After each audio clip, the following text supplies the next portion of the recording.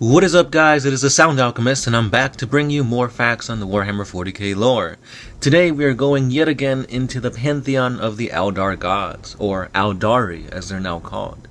So first we learned about Vol, the god of smiths, and then it was Kala Menshakain, the god of war. And now we're taking it back to a more relaxed, peaceful god, Isha. So there's not much lore on Isha, but she does play a huge part of the whole god aspect of the Eldar, as well as having to deal a little bit with Nergal. We'll get into that later, but if you know the 40k lore, then you know what Nergal and Isha are, or what's going on between them. But anyway, guys, let's dive into the short lore on Isha, the goddess of harvest, fertility, and life. Isha is the mother of the Eldar race in Eldar mythology. She is known as the goddess of fertility, life, healing, growth, and harvest. She is the mate of the god Kuranos, the god of the hunt, and the only true benevolent member of the Eldar pantheon. It is said that it was Isha who intervened and created all non-Eldar life in the universe, once Asurion, the ruler of the Eldar pantheon, no longer took interest in his creations and their solitude. It was Isha who pleaded on behalf of the mortals when the Eldar war god Kala Menshakain attempted to slaughter the Eldar. Having heard from the crone goddess Morai Heg that the Eldar would one day cause his downfall, and it was indeed Isha who secretly continued to guide the Eldar when Asurion interdicted any direct contact between the mortals and gods, separating the immaterium from the material world. Ever since the separation of the Eldar and their gods, Isha couldn't take it. This was so much for Isha that her consort Kuranos, the god of the hunt, they loved their children, and the Eldar could not bear to be separated from them as well. They then approached Vol, the smith god, with their woes, and they kindly agreed to help him. With Vol's aid, they forged the spirit stones through which the mortal Eldar could communicate with the gods. With these stones, Isha and Kuranos continued to teach and mentor their mortal children in secrecy. However, peace was not to last, as one day Cain stumbled upon the two as they communicated with the Eldar, and he took this information straight to Asurion. Though Asurion was sympathetic with Isha and Kuranos, they had indeed broken his laws, and he reluctantly decreed that the two gods be given to Cain, to do as he wished with them. And now let's talk about the relationship between Isha and Nergal. So Isha was not destroyed outright and absorbed by Slaanesh like the rest of the Eldar pantheon after his birth during the fall of the Eldar. However, she was taken prisoner instead of being absorbed. What foul purposes did Slaanesh have in keeping Isha alive? None amongst the Eldar know. But the Prince of Pleasure was ultimately denied his spoils. For some reason, Nergal, the Plague Lord, waged war against Slaanesh to rescue this Eldar goddess.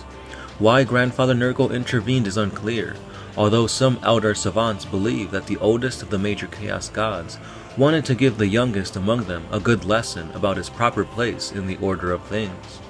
What is known is that Nergal's demonic forces proved victorious, and that he took the Eldar goddess back to his domain in the realm of chaos.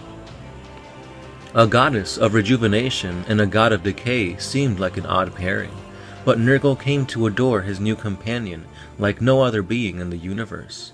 However, he shows his love in only the way that a chaos god knows how. Nergal keeps Isha imprisoned in a rusted cage within his personal manse in the corner of his plague gardens. It is there that he keeps the cauldron where he mixes the elements that create all of his plagues and pestilences. Nergal tests all his new virulent creations upon the body of his companion.